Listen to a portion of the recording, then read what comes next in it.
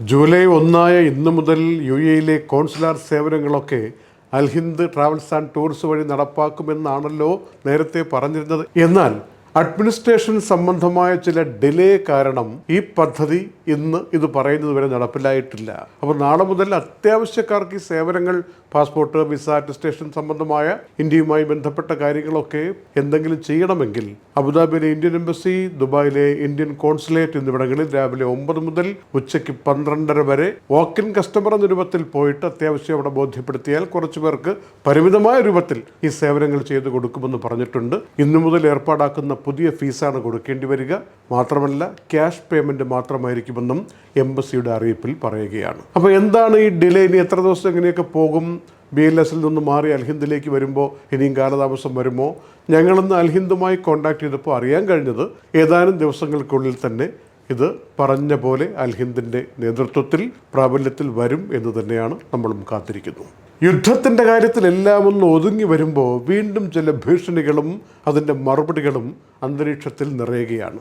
ഇസ്രയേലിൻ്റെ defence minister സാമൂഹിക മാധ്യമങ്ങളിലൂടെ പറഞ്ഞത് അടുത്ത് വധിക്കാൻ വേണ്ടി മാർക്ക് ചെയ്ത് നിർത്തിയിരിക്കുന്നത് ഇറാനിലെ പുതിയ മേധാവി മുജ്തബ ഖാമിനിയാണ് എന്നാണ്. അതിനെ എതിരെ പ്രതികരിച്ചുകൊണ്ട് ശക്തമായി ഇറാന്റെ വിദേശകാര്യ മന്ത്രി അബ്ബാസ് അറക്ചി സോഷ്യൽ മീഡിയയായ എക്സിലൂടെ കുറിച്ചു, ഏതെങ്കിലും തരത്തിൽ എന്തെങ്കിലും വധിക്കാനോ ആക്രമിക്കാനോ ആയിട്ട് ഒരു ഭീഷണി ഇങ്ങനെ ഉണ്ടായാൽ അതിൻ്റെ മറുപടി തത്സമയം അതിശക്തമായി തിരിച്ചു കൊടുത്തിരിക്കും എന്നാണ്. ഇനി ഇതുമായിട്ടൊക്കെ ബന്ധമുണ്ടോ ഇല്ലയോ എന്നൊന്നും വ്യക്തമായി നമുക്കിപ്പോൾ പറയാൻ പറ്റാത്ത വിധമുള്ളൊരു സംഭവം യമൻ്റെ ഭാഗത്തുള്ള കടൽ ഭാഗത്ത്, അതായത് ബെൽഹാഫ് എന്ന് പറയുന്ന സ്ഥലത്ത് ഇന്നുണ്ടായത് ശ്രദ്ധയിൽപ്പെടുത്തുകയാണ് UK മെരിടൈം ഓർഗനൈസേഷൻ.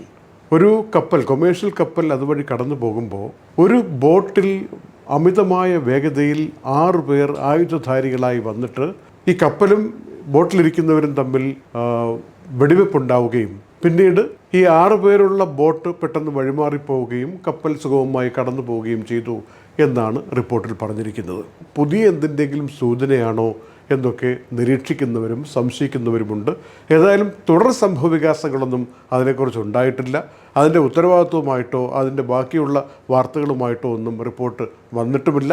ഒറ്റപ്പെട്ട സംഭവമായി ഇതങ്ങ് അവശേഷിക്കുകയാണ്. അമേരിക്കയും ഇറാനും തമ്മിലുള്ള ചർച്ച നേരിട്ടുള്ളതല്ലെങ്കിലും ഖത്തറിൽ നടക്കുന്ന ടെക്നിക്കൽ കമ്മിറ്റി ചർച്ച അത് അതിൻ്റേതായ രീതിയിൽ പുരോഗമിക്കുന്നു.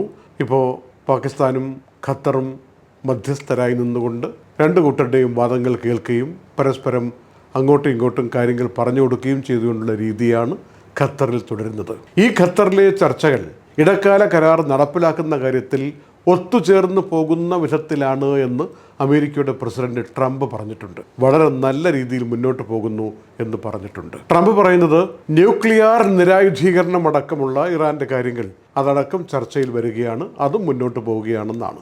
ഖത്തറിൽ അങ്ങനെ ചർച്ചയൊന്നും നടക്കില്ല എന്നൊരു ഘട്ടത്തിൽ പറഞ്ഞ ഇറാൻ ഇന്ന് ഇക്കാര്യത്തിൽ വ്യക്തമാക്കിയിരിക്കുന്നത് അമേരിക്കയും ഇറാനും തമ്മിൽ ഉണ്ടാക്കിയിരിക്കുന്ന ഇടക്കാല ധാരണ, ആ കരാർ നടപ്പിലാക്കുന്നത് സംബന്ധിച്ചുള്ള ടെക്നിക്കൽ ചർച്ച ഖത്തറിൽ നടക്കുന്നു എന്ന് തന്നെയാണ്. ഖത്തറിലെത്തിയ അമേരിക്കൻ പ്രതിനിധികൾ വിറ്റ്കോഫും കുഷ്നറും ഖത്തർ അമീറുമായി പ്രത്യേകിച്ചിരുന്ന് മേഖലാ സംബന്ധമായ മുഴുവൻ കാര്യങ്ങളും ചർച്ച നടത്തുകയാണ് എന്ന റിപ്പോർട്ടും ദോഹയിൽ നിന്ന് വരികയാണ്. നമ്മൾ അറിയേണ്ട ഒരു കാലാവസ്ഥാ റിപ്പോർട്ട് കൂടിയുണ്ട്.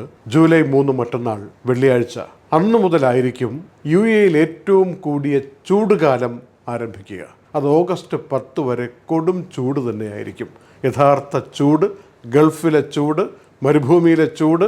എന്താണ് ഗൾഫിലെ നമ്മൾ പറയുന്ന ഒരു ഏറ്റവും വലിയ അത്യുഷ്ണത്തിൽ ജോലി ചെയ്തു എന്ന് പറയുന്ന ഒരു സാഹചര്യമുണ്ടല്ലോ, ആ കാലഘട്ടം ജൂലൈ 3 മുതൽ ഓഗസ്റ്റ് 10 വരെയാണ്. ഒരു 5 ആഴ്ച സമയം. ആ സമയത്ത് ചൂടിനെതിരെയുള്ള സംരക്ഷണം ഏർപ്പാടാക്കാൻ നമ്മൾ ഓരോരുത്തരും ശ്രദ്ധിക്കണമെന്ന് ഓർമ്മിപ്പിച്ചുകൊണ്ട് ദുബായ് വാർത്തയുടെ ജൂലൈ 1 നൈറ്റ് അപ്ഡേറ്റ് സമാപിക്കുന്നു. നന്ദി.